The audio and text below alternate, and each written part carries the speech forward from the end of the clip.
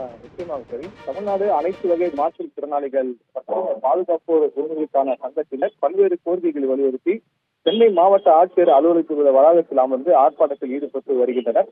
தமிழ்நாடு அனைத்து வகை மாற்றுத்திறனாளிகள் மற்றும் பாதுகாப்போர் உரிமைகளுக்கான சங்கம் சென்னை சென்னை மாவட்ட ஆட்சியர் அலுவலகத்தில் அமர்ந்து 14 வகை அதாவது அவர்களுக்கு வழங்க வேண்டிய 14 மாதங்களுக்கான உதவித்தொகையை விண்ணப்பித்து காத்திருக்கும் மாற்றுத்திறனாளிகள் அனைவருக்கும் உதவித்தொகையை உடனே வழங்க வேண்டும். அனைத்து மாற்றுத்திறனாளிகள் குடும்பத்திற்கும் இலவச அரிசி வழங்கக்கூடிய ரேஷன் அட்டையை வழங்க வேண்டும். நகர்ப்புற வாழ்விட மேம்பாட்டு வாரியத்தின் மூலம் வீடற்ற அனைத்து மாற்றுத்திறனாளிகளுக்கும் உடனே வீடு வழங்க வேண்டும் உள்ளிட்ட கோரிக்கைகளை வலியுறுத்தி அங்கு மாவட்ட ஆட்சியர் அலுவலகத்தில் அமர்ந்து அதாவது மாநில பொதுச் செயலாளர் ஜான்சி ராணி தலைமையில் ஆர்ப்பாட்டத்தில் ஈடுபட்டு வருகின்றனர். இதில் 300க்கும் மேற்பட்ட அனைத்து வகை மாற்றுத்திறனாளிகள் கலந்து கொண்டு தமிழக அரசை உடனடியாக தங்கள் கோரிக்கையை நிறைவேற்ற வலியுறுத்தி கண்டன கோஷங்களை எழுப்பி வருகின்றனர்.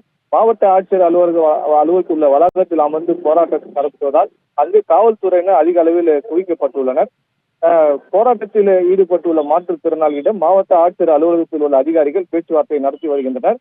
உடனடியாக எங்கள் கோரிக்கையை நிறைவேற்றாவிட்டால் தங்கள் வீட்டில் வைத்திருக்கக்கூடிய மாற்றுத்திறனாளிகளை மாவட்ட ஆட்சியரிடம் ஒப்படைக்கும் போராட்டத்தில் அடுத்த கட்டமாக ஈடுபட போவதாக தெரிவித்திருந்தனர். பிரவீன்.